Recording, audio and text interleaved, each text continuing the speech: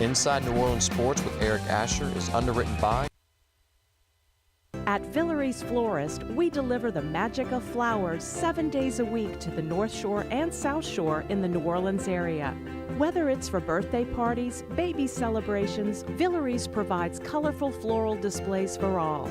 With a store full of fresh-cut flowers, exotic tropical flowers, orchids, roses, and even fruit baskets, our goal is to make your vision a reality. Villere's Florist, proudly serving Louisiana since 1969. Dave Miette Insurance Agency. Auto, home, flood, business, 504-556-0809. Dave Miette, INSagency.com. For over 48 years, Southern Tires and Auto Repair has provided services across the New Orleans metro area. Southern Tires offers a range of tires for all vehicles and ATVs. We also have a full suite of auto repair options, including brake repair, rim repair, custom exhaust, steering and suspension, tire siping, and so much more. Southern Tires and Auto Repair, 2550 Hickory Avenue in Metairie. CNC Drugs is a family-owned pharmacy that's been serving Southeast Louisiana for over 50 years. Whether you need help taking care of an elderly family member, a growing child, or even a pet, CNC provides patient-centered care for your entire family. CNC Drugs, large enough to serve you, small enough to know you. Locations in Mandeville and Araby.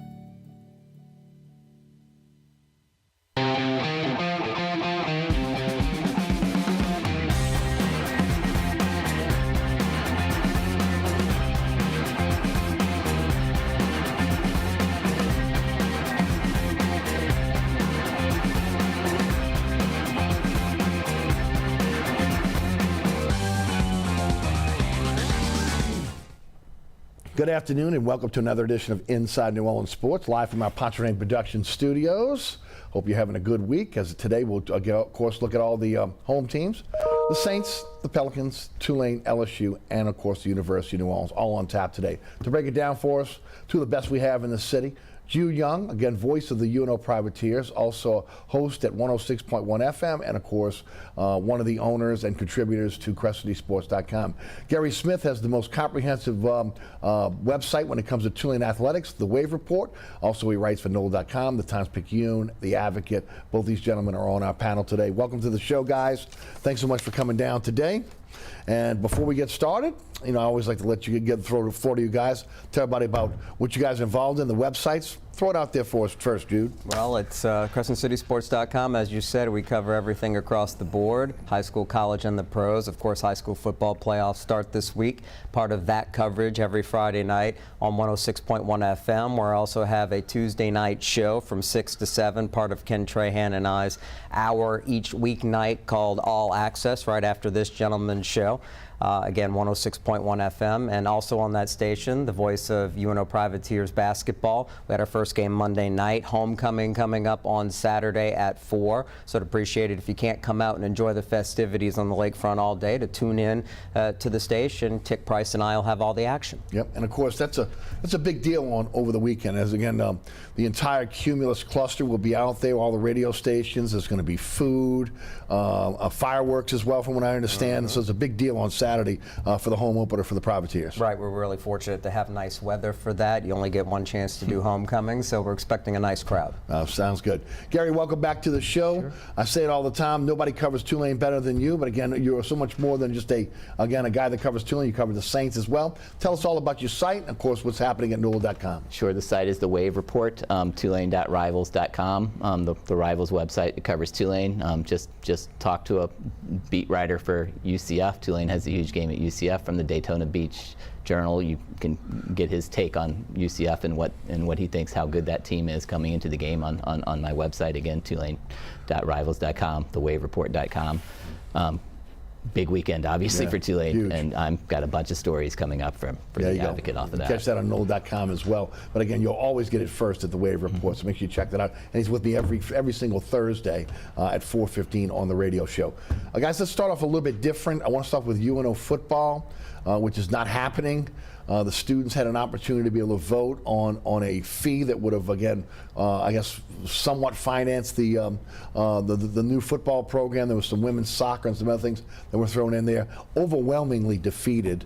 Why don't you take it first, Jude? What happened? Well, it's pretty simple when you talk about why there had to be a vote to raise the fee to begin with. It's simply the rules of the UL system. The students have to decide, and it just wasn't a convincing enough argument. I think in these economic times and the demographic makeup, the interests of the typical UNO student, it just didn't work out. The message didn't resonate with them. It's a dead issue for now. Maybe you can revisit it in the future, and I hope a lot of lessons are learned from this, because this is the first concerted effort that had enough support on campus from the right people to at least find out exactly where you stand. I think there's a little bit of surprise exactly how definitive the vote was for some, but I hope they learn a lot from it. And at the same time, I know it's a real task for the athletic department now to sort of redirect their efforts and, okay, we don't have football, but let's make the most of what we have here.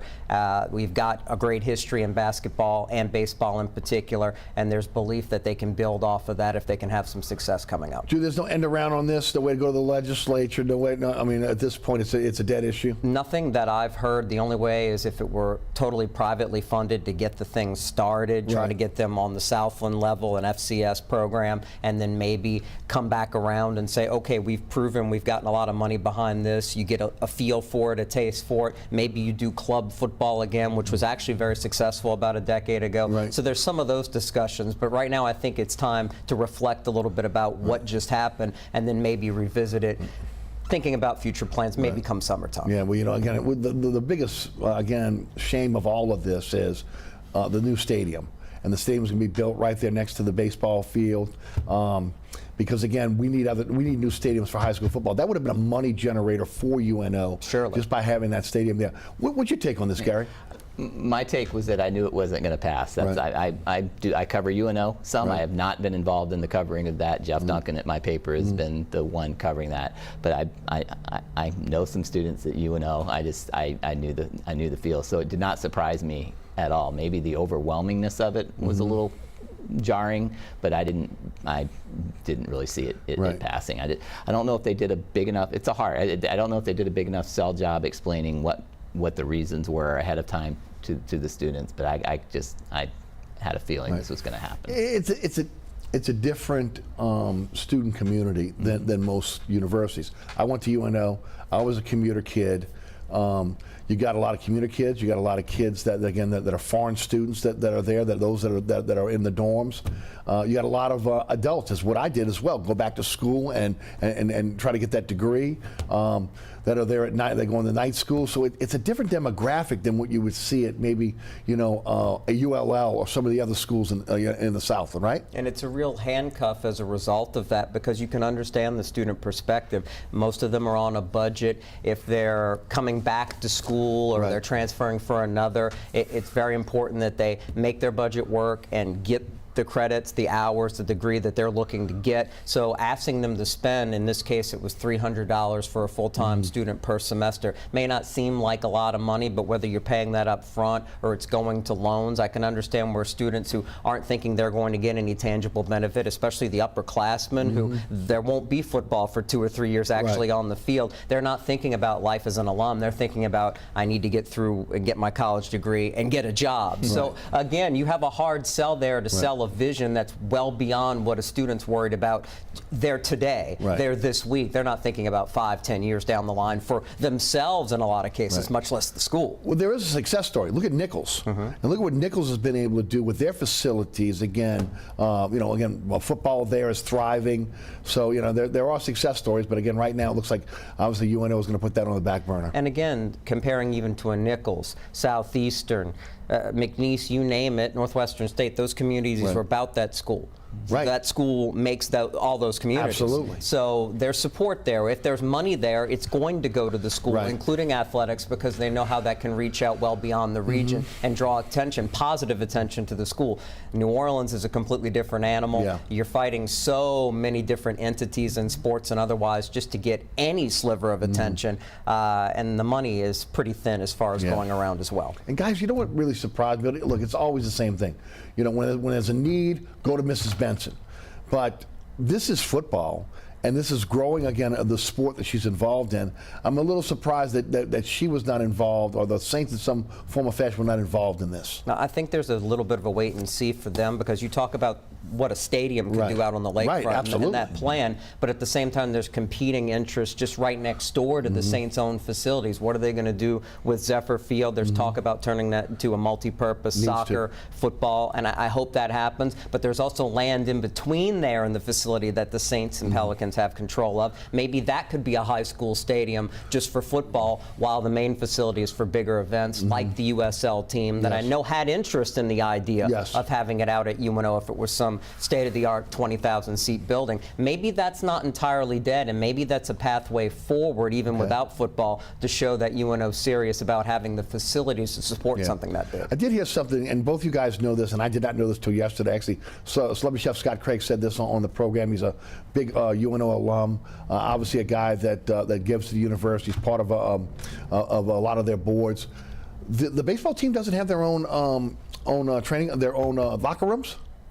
They do, but those facilities need work. They need serious improvements when you talk about the competition. If there's one sport in the league where the competition is pretty fierce as far as building facilities and trying to win, it's in baseball, because the Southland Conference has shown it has the ability to get multiple teams. It's 3 teams in the NCAA tournament in a really great year. They're very serious about it at Southeastern. Their athletic director was the baseball coach. It's important there. It's part of their school culture. McNeese wants to win in everything, and they're spending money on the 3 major sports to do it. You're just trying to keep up with them alone. And you mentioned Nichols. First time they've made real serious investment in baseball. They've got a new $5 million facility going up at their baseball field. They've neglected it for a long time, but even they are forming the type of competition that UNO realizes we've got to raise more money and spend more money to make baseball what it used to be out there years ago. Yeah, I would think that again now maybe the focus goes to those facilities, upgrading those facilities for the current sports. I hope so. Yeah, hope so as well. All right, let's jump into it. Yeah, we're going to talk about the New Orleans Saints. All right, Saints are 3-6. They're still 1 game out of the NFC South. They got totally brutalized and beat down by the Ravens, 27-13. Physical domination on both sides of the ball. There's coming off a win with against the Raiders as they did, and look, we could talk about Raiders had the flu, Raiders had injuries, all of that, but to not be able to carry over the emotion and to be able to carry over, again, what we've seen, the intensity during the Peyton years, to after a game like that to Baltimore, is really, to me, the most telling thing about what's going on this season. I'll take you first, Jude, then we'll go to Guerry. Well, I'm not even going to go into that and the bigger picture of, is Dennis Allen capable of being a head coach and what it takes week to week to be successful in the NFL. That's still playing out. It's not playing out very favorably for him. But I said it a couple weeks ago when he made the decision to go with Andy Dalton. It so much reminded me of way back, what was it, 1993 with Wade Wilson. You have this journeyman quarterback who's not the same as he was in his prime and has his limitations. They start the season 5-0 and everything's working. And then you play one team with a game plan that figures out how to take advantage of what the quarterback can't do. That was always going to be the issue with Dalton. You had a Ravens team coming off essentially a mini bye, having played on a Thursday night the week before all the way to Monday. Not only were they able to get guys rested up, but they're able to do a little extra on, okay, what can we do to take away this momentum the Saints offense has? And they did, and Dalton's lack of arm strength is a major issue, and they challenged these Saints receivers. And you could say, sure, maybe it'd be a little different with Michael Thomas and Jarvis Landry out there, but I'm not so sure. Those windows are going to be shrunk down the rest of the season as long as Allen wants to continue with Dalton, and that's why I keep beating the drum. If you're going to save this season in a bad division and compete to win it, which is all you have left, I'd take one more shot with Jameis Winston, because his ceiling is what you need to have a chance with your other limitations. You're banged up now, your defense is feeling it. You need to have explosiveness in the passing game to win in the NFL unless you're really elite at everything else. And the Saints aren't the elite defense that was hoped, and they certainly can't run the football as consistently as they're capable of if they don't have a more dangerous passing game to back defenses up. Yeah. Well, first of all, 3-6 says what it says. It's the first time the Saints have been 3-6 since the year before Sean Payton became coach. He had some down years. He was never 3-6 in his time, and I agree that there's definitely questions about Dennis Allen and whether he is capable of being a good head coach. Yes. I am going to disagree with him on the Andy Dalton issue. Okay. Gently. Andy Dalton is not a great quarterback. That's the reason he was available on a one-year deal to come to the Saints after being a backup for the last 2 years. But I actually think if you take his career, he's been a better quarterback than Jameis Winston. To me, Jameis Winston is still getting hype because of what he did in college. He's never been a good quarterback in the NFL. He definitely, to me, he's a coach killer. He's the type of guy who makes enough plays in certain times to make people think you can win with him. He did in the fourth quarter against Atlanta this year. That's when Jameis Winston's good, is when the offense is broken down and the other team's in a prevent defense and he doesn't have to read defenses and he can just use his arm, and he's got a great arm. There's no question about that. But Baltimore's a good team. Let's start. The Saints are not a good team. Right. Some of that, the Saints even, I don't think that game determines whether the Saints are going to be able to win the NFC South, which is a horrible, horrible division. Even where, I mean, there have been divisions before with losing record teams, but I don't know if there's ever been a division with losing record teams with as little hope as I think these teams had, because the way Tampa's playing with Tom Brady, I don't see any great rebound for them. So I would stick with Dalton. I think he's a more accurate passer than Jameis. Also, he's just more consistent. They know what you're going to get from him. But I'd have a quick hook from now on, because the Baltimore game I don't put too much into because they're a better team than the Saints. They have to beat Pittsburgh this weekend. If they don't beat Pittsburgh, I don't care what the record is. I don't care what anybody else is doing. You know they're not going anywhere. Against the teams like Pittsburgh, those are the teams they have to beat. If the Saints win 3 games the rest of the year, if they beat the Bucs, if they beat the Falcons, and they beat Carolina, there's a real chance that they win the division. That doesn't solve all the other issues and the long-term issues that are going on, but I think that Andy Dalton gives you a better chance to win short-term.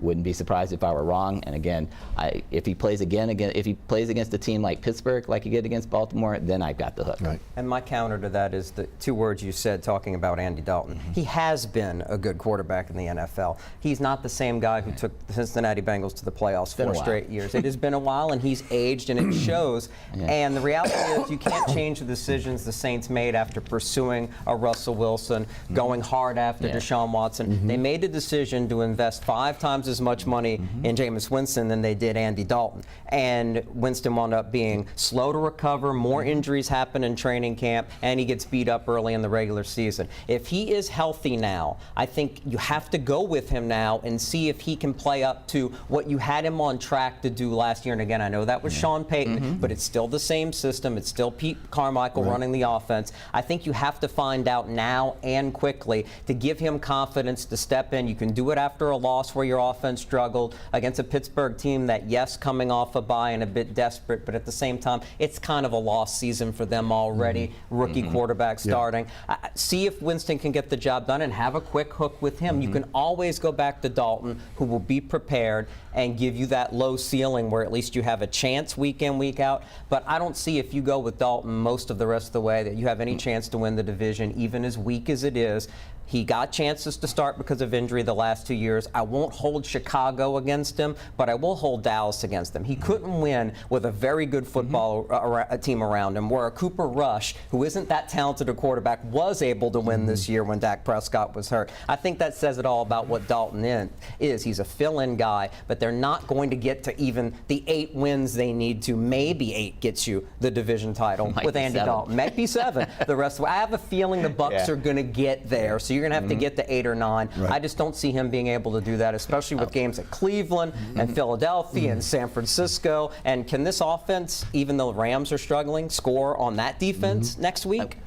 I will say, and first of all, I think 90% of people would agree with you on that. I've followed Jameis Winston for a long time. I've always felt he was incredibly overrated.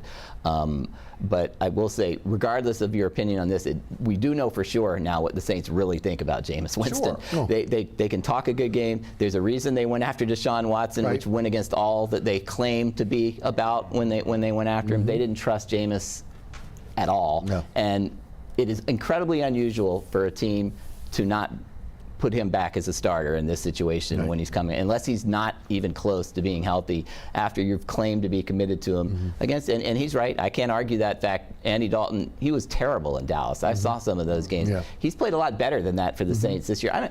He threw one horrible pass against Baltimore, which was a key play in the game. It would have been a touchdown right before the half. I don't know if a whole lot of that other stuff was on him. It was the Saints just didn't show for that game, and they were playing a better team. Is an issue. It is definitely an issue. Which some people are saying because the offensive line, now with McCoy going down, the injuries they've had, look, schematically, they weren't ready. When you go back and look at the game a second time, you see bust, you see missed assignments, you see things that, again, the coaching staff maybe should have addressed schematically on what Baltimore and how Baltimore was able to be able to take advantage of the Saints offense. And then, again, their adjustments where I didn't see a lot of adjustments on the Saints side. Some are saying because this offensive line is inconsistent, you go with a Taysom Hill. And I think that's a real option now. And I'm not a big Taysom Hill full-time guy. But maybe in this situation, that's the best way to go. And you ride him. And don't hold him back as a starter like they did before as a runner. You just have to ride him as long as he can survive and tell him, look, you really got to figure out a way if we're going to give you all these snaps to take care of yourself when you're on the move. But they might be very close to that. And honestly, I'd rather even see that than Andy Dalton playing as much as he's played moving forward. I just don't see that working out well at all. How about you? Yeah, my concern with Taysom is I'm not sure how much that was on the coaching staff and on him. He seems to be a different guy when he's the starting quarterback. He wants to sort of prove that he can be that pocket quarterback, and maybe the experience and having it totally taken away from him, where it's maybe that would change him. But then you also lose him as the effective third down, short yardage guy that they have now. Look, they got to do something, right? I mean, they need a spark. That's the word. And they just aren't playing hard enough. And that's a cliche. People always try to say, but it's the truth. And it's funny, in the Raiders game, you could tell in the first couple plays that the defense was playing harder than in any other game. The Raiders stink. There's a lot of issues there, but they were swarming to the ball. It looked like I was watching Tulane in terms of just swarming to the ball on every play, which you haven't seen in the other games. And this example, Lamar Jackson, I think he's the greatest running quarterback in NFL history, but his history has been he's actually not hard to sack normally. He gets sacked a lot because he doesn't have good pocket sense. The Saints could not sack him. Every time they looked like they were going to get him. It's like they were running in mud. Yeah, they were just slow. They were the slower, less aggressive, motivated team in that game, and that's the part that's hard to understand. I remember a couple plays where he is starting to run. He kind of sits back in the pocket. He sets back and then he starts to roll. And I'm watching Cam Jordan, and Jordan, who is a prolific pass rusher, I mean, just kind of stopped in his tracks, not understanding or realizing, okay, where do I go next? You know, a younger Jordan would have put another gear in and went after him. Instead, again, they were sugar rushing. You know, they were trying to keep him in front, and he took full advantage of that. I agree with you 100% on the defense. Not swarming against the Raiders. Didn't see it. Didn't see the sure tackling. A lot of arm tackling. When I went back and looked at the game again, arm tackling, shoulder tackling. How do you tackle with your shoulder? And just this team is just not motivated. Alvin Kamara came out with a passionate speech that seemed to be able to really get the team fired up, and they came out and played like the team we thought they were going to be. That didn't last more than 1 week. And usually it doesn't, and that goes back to the leadership void because Sean Payton filled so much of it. And I think in a lot of NFL locker rooms, the head coach does set the tone in so many ways that you don't realize, and few were better at it than Sean Payton was.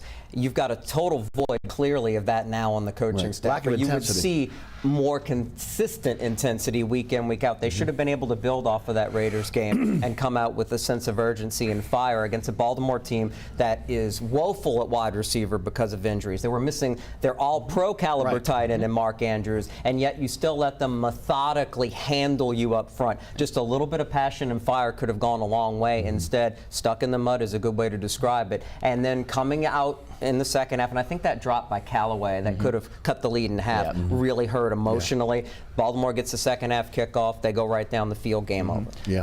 And the one thing you could count on the Saints defense for sure in the last 4 years was the run defense. Yes. It was elite every year. I mean, they had that incredibly long streak where they didn't allow 100 yards. They're not a good run defense that year, and that's inexplicable. I mean, you look at their personnel, they should be better than this. And yeah, he's right. Baltimore, they weren't going to beat him with their passing game. They just weren't, and they beat him with Lamar Jackson's legs and their running back's legs, and that shouldn't happen when you know the team isn't going to hurt you in the air. There's no reason that Baltimore should have been able to control the ball the way they did. But we know who Baltimore is. They're a physical team up front. They try to physically dominate you, and the Saints should have had that mindset going into that game, and they were physically beaten up. I mean, totally physically dominated on both sides of the ball, and that's the thing that really kind of if you're a Saints fan should really catch your attention. Because again, if you lose and you're right there with them physically, it is what it is. You tip your cap to the team, but they got physically dominated and embarrassed. Honestly, embarrassed in front of a home crowd on Monday night, allowing the Baltimore Raven fans to take over at the end of the game. Again, you could hear the singing and everything in the background, and very, very frustrating again for Saints fans. All right, Warner out now, McCoy out, Davenport, maybe Landry comes back. Man, that's a big loss if you're talking about now Werner. I go back again, I'm going to say it again. I stick with what I've said since day one. You re-sign Quan Alexander. Why do you re-sign Quan Alexander? Because Werner's been injury prone. $152,000 guaranteed is what he signed for with the Jets. This team stayed away from him. He was one of the juice guys, energy guys on that defense. Oh, and not to mention Marcus May struggling still. Tyrann Mathieu looking old. And, pardon me, moving on from C.J. Gardner-Johnson. There have been some bad moves in the offseason that really, again, I think affected this locker room, and it's been a little bit of a hangover, especially on defense, where again, I think they lost two key guys that were really juice guys for them, but also, how do you not realize that C.J. Gardner-Johnson can play the safety position when you've had him for 4 years?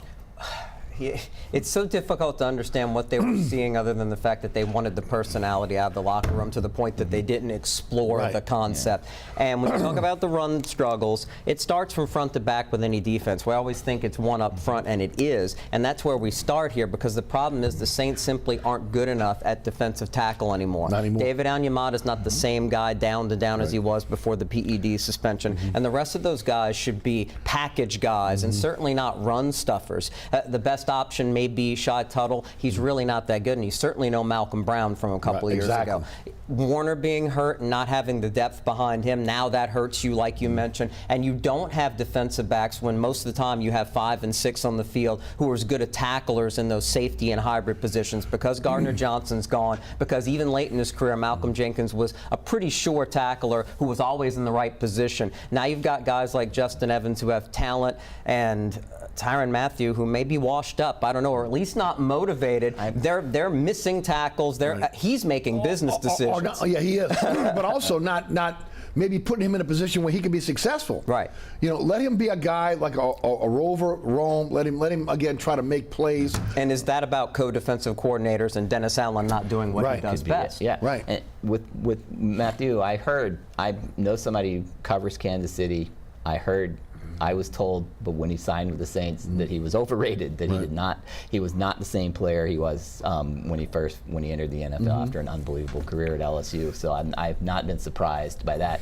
And the C.J. Gardner-Johnson thing, look, I cover the Saints games. I don't anymore cover their daily practice. So I'm a little hesitant. I know a couple of people who say he really was a problem in the locker room and on the team, but my God, he's such a great player. I mean, you just can't, this is a win now league. You just can't give up a guy like that. You just cannot. And especially what you gave up for him. And plus he provided that intensity. He did. The lack of intensity they have, maybe it's because he's not on the roster anymore. And I'm sorry, Sean Payton would have had his finger on the first pulse of trouble, knowing contract year, mouthy guy, emotional guy. And the first incident would have been the last one, and he wouldn't have just said, let's wipe our hands of it for basically nothing, a late round pick, and leave another hole on our roster for no reason. And John Singler reported from SportsWire last week that there was literally a meeting between Dennis Allen and C.J. Gardner-Johnson about him sitting out of the reps. It became very, very heated at that point.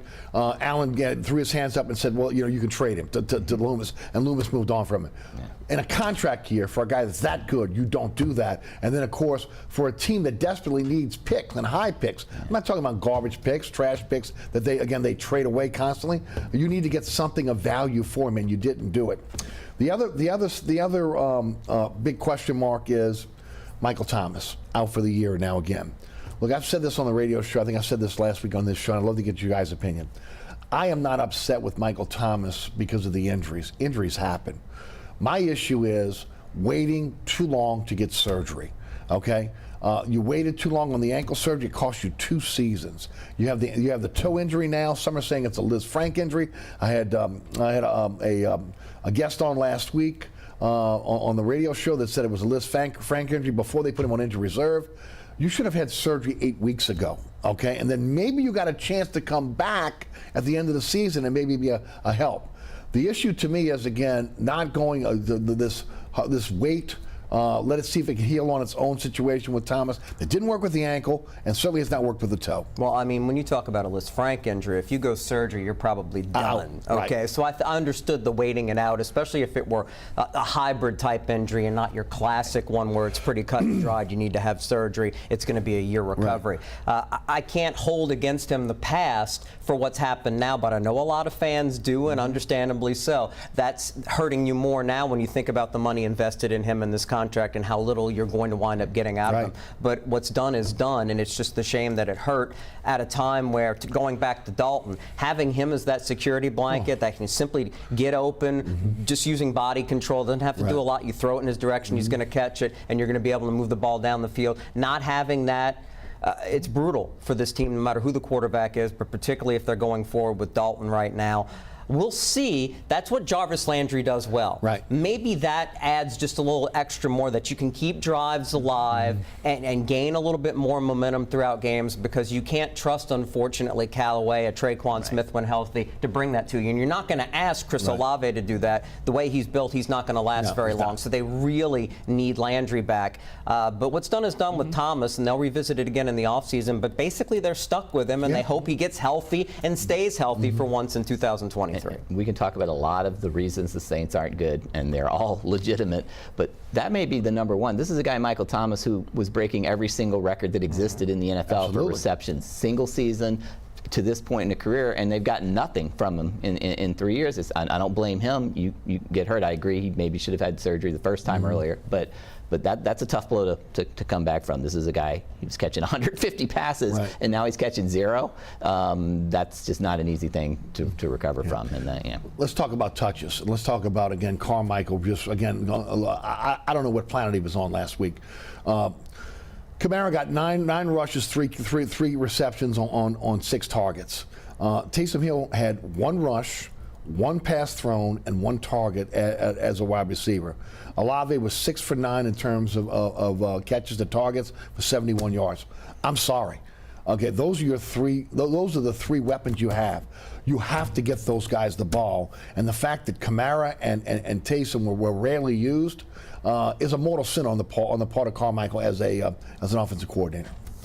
Don't you think it goes hand in hand with the idea that Carmichael doesn't seem to scheme week to week very creatively, outside of using a Taysom package that's already existed, to say maybe this is a week we need to go with a little bit more power, multiple tight ends? Even Sean Payton, as much as he wanted to throw the ball, if the matchup dictated it, they'd come out with a certain game plan to say maybe this gives us our best chance to win. I don't see any of that. I see a very basic game plan and playbook going out there each and every week, and if the other team has answers, and that's just another concern about not only the leadership void, but there was a reason, I believe, Dennis Allen, knowing defense and what offenses give you the most trouble in the league, he was thinking, no matter who the quarterback was, I really need to look around for a coordinator that maybe changes our direction without Sean Payton here to be the orchestrator. He couldn't find what he was looking for, and it's clear he settled on Carmichael. And I just have to guess that if somehow, some way, Dennis Allen sticks around next year, and they're stubborn about it, because it feels like that's what it would be at this point. That was all it would be. They've got to go a different direction, I think, at both coordinator spots, because I think you need more consistency and leadership by having one coordinator in the NFL, and I certainly think offensive coordinator,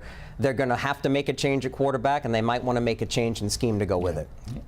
Yeah, they just couldn't get anything going against the Ravens. It's hard to get guys a lot of touches when you can't get first downs. It was a 3rd and 1 early in the game. They gave it to Kamara. He got stuffed. Offensive line didn't do their job. He had no chance. But Taysom, 3 touches. I'm not as hard. Yeah, again, they just didn't have the ball a lot. Yeah, it was just a bad game all the way around. I'm not as down on Carmichael as you guys are, but I see your point, and certainly, again, they've got 10 games. Well, they got the rest of the season left. 9 games left. They got to figure out. We need to see better than this. To me, 3-6 says it all. If you're 3-6, not much is going right for you. Well, I'm going to say right now, and I'm on the record as saying on the radio show now as well. At this point, if it doesn't turn around, Mrs. Benson has to make a very, very tough decision, and that means pressure washing the organization. That means, again, Sean Payton's not here anymore. You can't squeeze any more out of Sean Payton. There have been mistakes that have been made, and I want to say mistakes. There was a conscious effort to try to win another Super Bowl with Drew Brees, and you mortgage the future. The mortgage is due now. So again, you may have to move off of Mickey Loomis, maybe kick him up make up a designation for him, find a true general manager, and allow that general manager to find a new coach and go into a new direction. Do you really see that happening? No, I do not. Even if Loomis bumped up in position, I do not. And that aggressiveness, I don't think is going to change, because he believes they have a good enough roster to this day. Right, I do not. And that's what I think is going to be the problem. They're going to be living in the Sean Payton past instead of realizing it's time to cut bait. Yeah.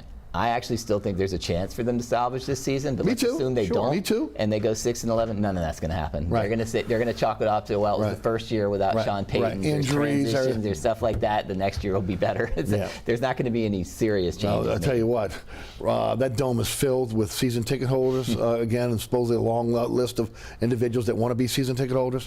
That list will dwindle if this continues. Salvaging the season, must win on Sunday. You've got to beat a bad Pittsburgh. No doubt about it. All right, we are a little bit over, so let us take our break here, and we'll talk. You'll hear from our underwriters as we come back. As LSU, Tulane, and also the Pelicans on tap. We'll be right back. Burkhart's Air Conditioning, Heating, and Refrigeration has been family-owned and operated since 1989. Burkhart has energy-efficient solutions and offers brands such as Mitsubishi ductless AC units and Amana, the only manufacturer with a lifetime unit replacement warranty. Burkhart's offers maintenance bundle packages that include servicing your AC, generator, and tankless water heater. For more information on the services Burkhart's provides, visit acpromise.com. Burkhart's Air Conditioning, Heating, and Refrigeration, providing comfort for life.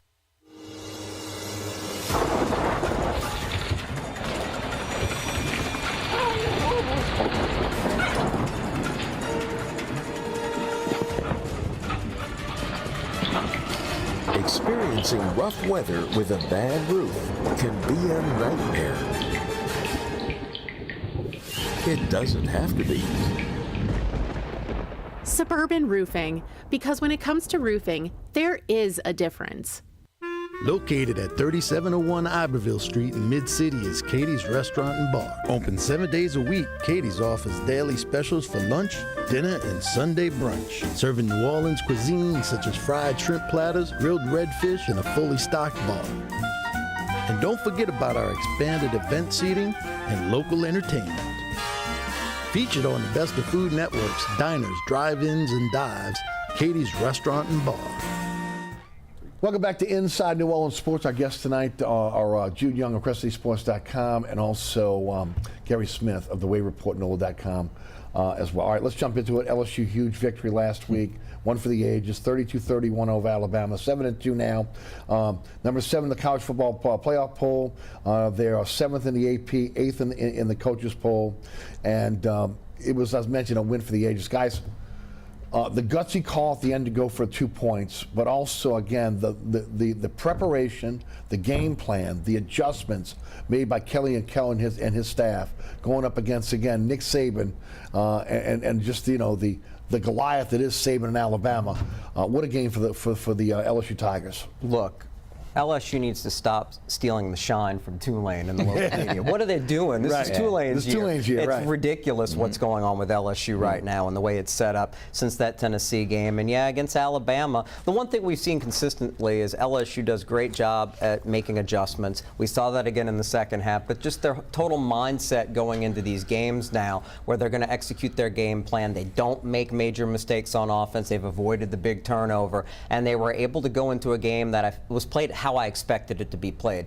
Alabama's receivers aren't big play threats. You simply needed to make them earn it and work their way down the field. More often than not, defensively when they needed to, they held Bama to field goals. Meanwhile, the offense, it took a while, like in a lot of games, for them to get going early on, but they still moved the football consistently. It was Alabama who had 4 3-and-outs. I think LSU had 1 or none the entire game, and that's because they have the threats at receiver, they spread the field, and they've built the passing game to where Jaden Daniels is comfortable. He's a consistent passer in the short passing game. He's not as reliable down the field, but the receiver core is such a threat that defenses still have to back off and give that up, not to risk those one-on-one matchups. And that's allowed LSU also, because of Daniels' dual threat capabilities, to run the ball. They've gotten enough out of the running backs. The combination of Williams and Emery have worked. They bring different things to the table, and that's just a tribute to great coaching, figuring out on the fly what they have and making the most of it, and unlocking a Jaden Daniels who was clearly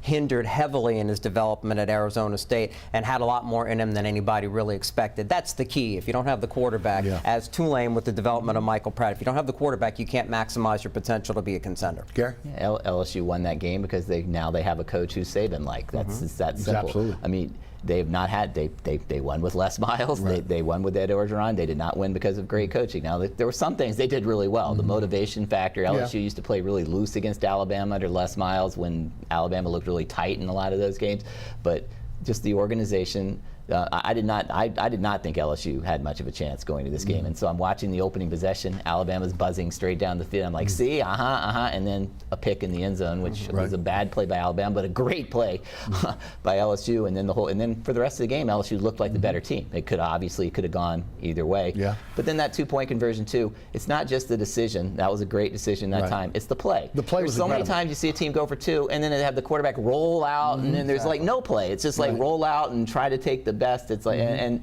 they had a play they knew would work. They executed it perfectly. Alabama did not defend it that poorly. It was a little rub route. The guy, it was almost indefensible if it's executed right. They had the confidence. They'd obviously practiced it a lot. That's organization skills, and that's why you have LSU beating Alabama. 3 options on that play, by the way. Sure, but proper preparation and knowing what you're going to do in all those situations, that was a void in the past. And going back to the interception, that's the one turnover in the game, and that came again because of 2 things. LSU's ability to rush the passer, that was the key to make Bryce Young uncomfortable enough, and talk about being outcoached. LSU's coordinators have done a better job this year and did a better job that night than Alabama's. Bill O'Brien, another game like they had last year at Texas A&M when they lost that one, where he didn't run the ball enough when they needed to, didn't run the ball in that situation inside the 10-yard line, and all night when that's a greater strength for them, because I think Jahmyr Gibbs is really special, and trying to get him touches in the flat is one thing, but to give him a chance to hit a seam full speed and make a big play, or hit the edge, which he's really good at. We didn't see enough of that from Alabama, whereas LSU, they did what they needed to do on both sides of the ball, had the right game plan, stuck to it, didn't leave anything on the field as far as opportunity goes, and that's what needed to happen for a 2-touchdown underdog to win the football game. LSU's not quite there yet talent-wise, but coaching, preparation, and quarterback play, again, guy didn't make a mistake. That gave you a chance to win. And of course his ability to be able to run the ball, his speed, but now again, being able to complete the ball in tight windows, which we've seen have gone a long way. The other part of it is understanding your personnel and what they did on defense. You know, Harold Perkins was sat during the Tennessee game. That won't ever happen again. Utilizing him at one point. You look at Young, he was seeing Perkins when Perkins wasn't there. I mean, you kept a guy that, again, is a Heisman Trophy winner who has the ability to be able to make time with his feet, and they pretty much neutered him for the most part throughout that game. Great game plan, great emotion. Also, again, you got to give a lot of credit for this team that has grown up very, very quickly. A lot of freshmen, 39 scholarship players to start off the season. It's been a remarkable turnaround for LSU. There's no doubt about it. And now the challenge is hearing trap game all week long. No doubt. When if they now want to be a championship team and go to Atlanta, it's all right in front of them. And I don't have any doubt that the alignment is going to be exactly what it's been, the consistency week in, week out. They'll be ready to play against an Arkansas team that is trying to sort of salvage something from their season and is certainly capable. But it's an interesting matchup. There's a lot to talk about there. I think because of the loss to Liberty for Arkansas, they're 5-4. Early morning matchup makes it, I think, easier for LSU, although some claiming maybe LSU will be sleepy. I don't think so. I think the most important thing about that matchup is Arkansas secondary is not good, and they play a three-man front. They give up a lot of zone. That should be cake for LSU. They should move the ball consistently throughout the game. It's how they do if they don't get the explosive play for the scores. Can they convert in the red zone? And on the flip side, Arkansas needs to run the ball down LSU's throat no matter who the running back and the quarterback are. They have a very good lead running back who's a little banged up, and Rocket Sanders, he's a big play guy. But I don't think KJ Jefferson's 100%, and that should be a huge advantage to LSU if he plays and isn't what he needs to be as a physical dual threat guy. If he can't do that, LSU's going to have a real advantage. LSU Arkansas. Look, Brian Kelly's a fantastic coach. Look, I covered a Sugar Bowl when Cincinnati played Florida. He had left for Notre Dame. He had taken that team to 11-0, and that was before Cincinnati got to the point where they are now. They were in the Big East. He did incredible at Notre Dame, but I do think this is a danger game because I don't care how good a coach you are. This is one of the most emotional wins in LSU history. You saw everybody on the field, Alabama. Right? These are 18 to 22-year-olds, maybe 24-year-olds. I'm not sure these days, but it's just natural to have a letdown. I don't think that they'll show up for the game, and I think they should. I think they should win by double digits because they've been underrated all year long. The point spread's only 3 points in this game against Arkansas, but I do think. It wouldn't shock me if LSU didn't play well this Saturday. It's just hard to get emotional outcome off a game, no matter who you're playing. I'm with you. It is a scary game because of the emotion of last week. But if they fall behind, they've done that this year, and they've reacted positively against much better teams than Arkansas. No doubt. All right, let's talk Greenies, and I'm going to go to you first because you cover the Green Wave. 27-13 over Tulsa, 7-1 now, 4-0 in the AAC, 17th in the college football playoff poll, 16th in the AP, 17th in the coaches poll. This is, we've talked about in November, pretender or contender. This is, again, they slayed that dragon that was Tulsa at Tulsa, right? UCF this weekend, short week with SMU, and then a Friday game against Cincinnati. Man, this comes at you fast and furious. This has been a storybook season for Tulane. Talk about last week. Talk about UCF on Saturday. Yeah, there were a lot of longtime Tulane fans that were really worried about the Tulsa game because if you're a longtime Tulane fan, you've been through a lot of heartbreak. There was no chance this team was losing to Tulsa. They're too good and Tulsa's too bad. Tulsa gave up 450 rushing yards to Navy a few weeks ago. When I saw that, this is not Navy of a few years ago. They gave up over 300 rushing yards to Ole Miss. Tulane went in and took care of business. They controlled the game. It really was more convincing than 27-13. Michael Pratt threw an interception, his first in September, that resulted in a cheap touchdown right before halftime that made it a little closer than it needed to be. But this is a complete football team, and that's what UCF this week. UCF's a tough challenge. This Tulane team is not going to beat itself. Tulane is not going to go. All the people worried about all the attention that Tulane could go out and play a stinker. That's not going to happen. They could lose this game, but they've been gunning for this from the beginning of the season. They thought they were going to be in this position. Nobody on the outside did. I didn't see it coming either, but they did, and they know the stakes in this game, and they can do it. They can beat you running the football. They can beat you throwing the football. They can beat you stopping the run. They can beat you stopping the pass, and they don't turn the ball over, and they don't commit penalties. That's a pretty darn good formula to give yourself the best chance to win. Gary, I do want you to talk a little bit about some of the things you've talked about on the radio show throughout this season. Number one, Michael Pratt staying. Again, not seeing the mass exodus, with the exception of Jeffrey Johnson going to Oklahoma, in terms of, again, transfers out after 2 lost season. That was it, the 10 transfers that came in, and every one of those guys making a difference. So take it from there. Tell us, because this is and then the change in the coaching staff, only keeping Chris Hampton, who was maligned last year, and is now looked at as one of the great young minds in college football. Talk about it all, because I do have to. I'm amused by that, because they actually turned it around defensively last year. They were horrid from game number 3 through game number 7, and Chris Hampton, it was his first year as a coordinator. He was learning on the job. They actually played really well in the last 5 games defensively last year. Their offense had gone in the tanks, and they had all kinds of other issues. But I wrote a feature at the end of the year about how he turned it around, and boy, did I get criticized for that story. Oh, you talking? He needs to go. They can't win with him.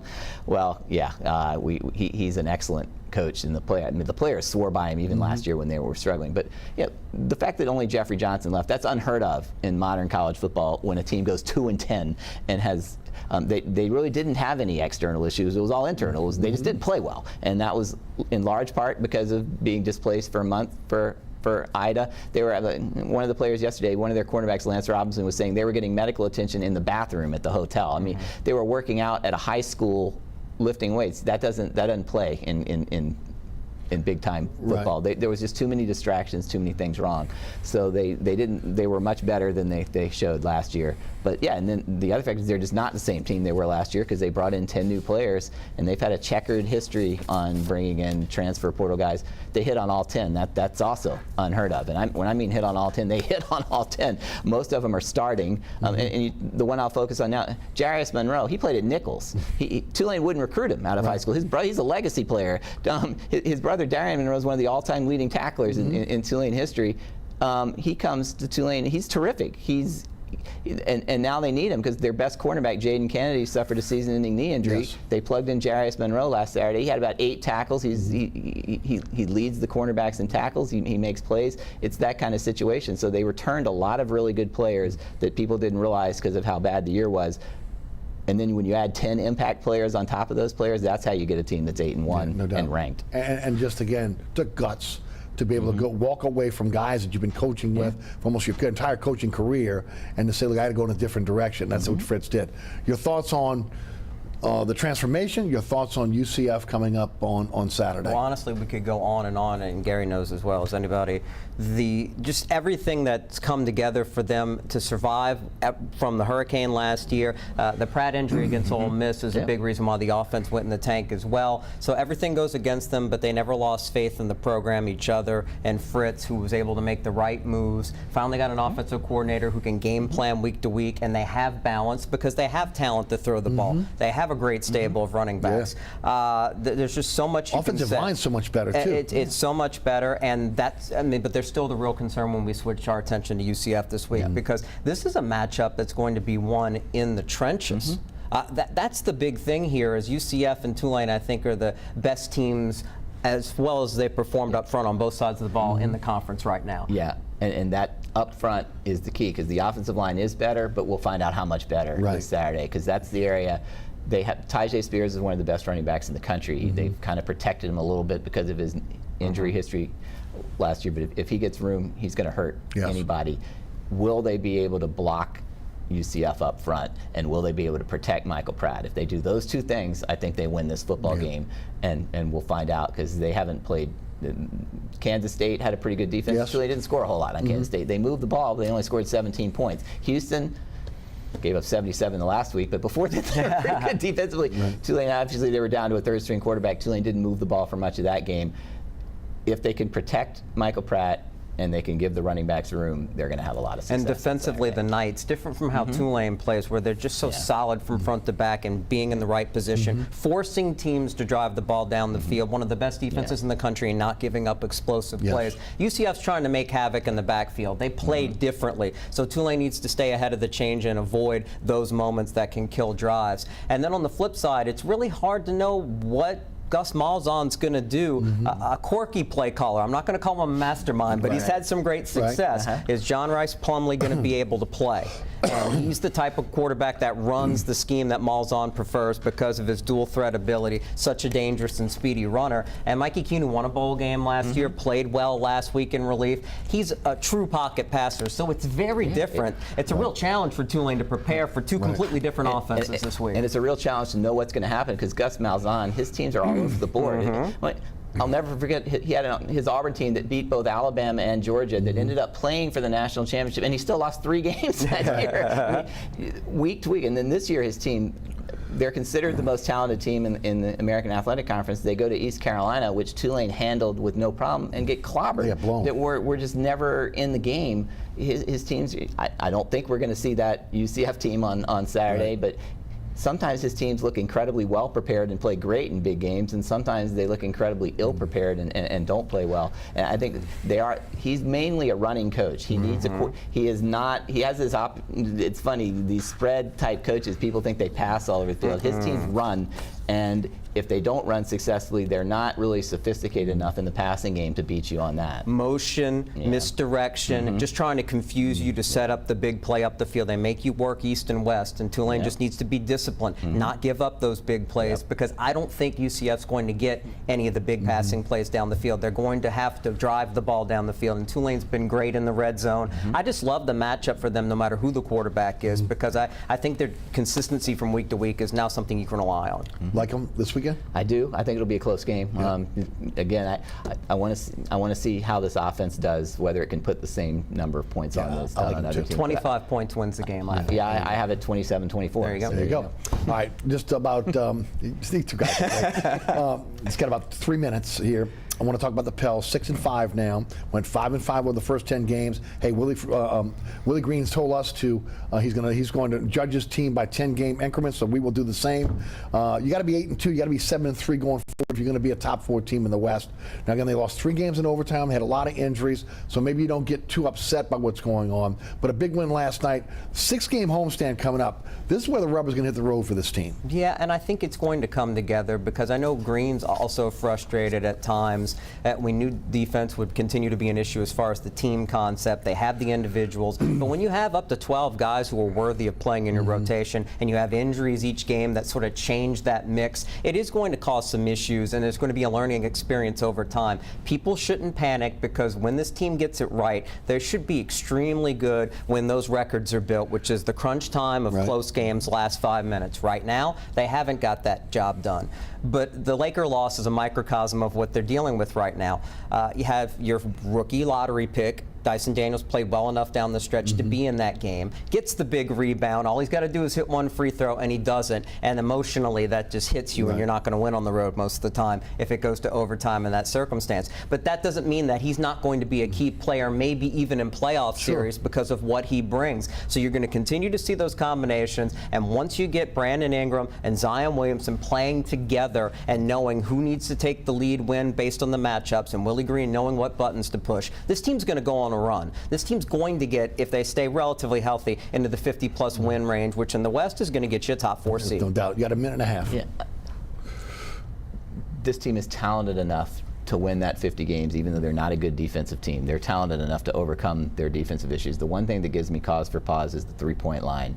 A couple of years ago, they acted like they were playing 20 years ago. They put a roster in that couldn't shoot the 3 and couldn't defend the 3. And I was like, what are you doing? They fixed that to some extent, but against the Bulls, they only made 3 three-point shots. It was like last year there were only 2 teams in the entire season that won, only making 3. And they still struggle to defend the 3 sometimes. It's hard to get to where you need to be in the modern NBA if you're not better in those 2 areas. Now, McCollum has shot terribly the last 2 games. That's not going to continue. No. That's irrelevant. But he's still passing the basketball. And he'll be fine. But I want to see them be able to consistently knock down 3s as the season goes along and guard the 3 a little bit better than they have. And the wild card you can count on. They will make a trade. And if it's the shooter that they need, they have all the ability in the world to get what they need before the deadline to make them even stronger. They got to get back to playing good defense. That when they play good defense, again, that creates offense off of turnovers, off of the rebounds. And the other thing is they got to be going back to being unselfish on offense. They cannot stand around and again watch guys go one-on-one. That's just not how they play. If they move the ball, second and third passes, they're going to be terrific on the offensive end. I think they'll figure it out. And that's up to Ingram. No he doubt. needs to be the distributor he's capable of to make it all work. No doubt. Guys, thanks so much. Guerry Smith, Jude Young, appreciate it. What a great panel tonight here on Inside New Orleans Sports. All right, guys, thanks so much for tuning in. Remember, plenty of ways to catch our program now. There's a QR code on your screen that if you click that on your phone, it'll take you either to the WLAE-TV YouTube website or my website, where you'll be able to catch all the previous episodes of Inside New Orleans Sports. Again, a lot of replays over the weekend. You can choose the one you like, set your DVR, but make sure, again, you're checking us out here on WLAE-TV or Pelican Sports Television. Also, again, catch me on the radio, 106.1 FM. That's weekdays 4 to 6. Again, you can listen live at ericasher.com. Also, again, the iHeartRadio app, TuneIn Radio app, our digital platforms. Anchor is our home base for our podcast. We're on all podcasting platforms, so make sure you check out the radio show at your leisure. Also, want to thank Jude Young as well as Guerry Smith for joining us, and of course the great staff here at WLAE-TV, as well as our underwriters who make this show possible. Thanks to Ron Yeager, Jim Dotson, Logan Graffia, Alex Chacon, and our director, William Hill. For Jude Young, for Guerry Smith, I'm Eric Asher. Thanks so much for tuning in. We'll see you next week for another edition of Inside New Orleans Sports.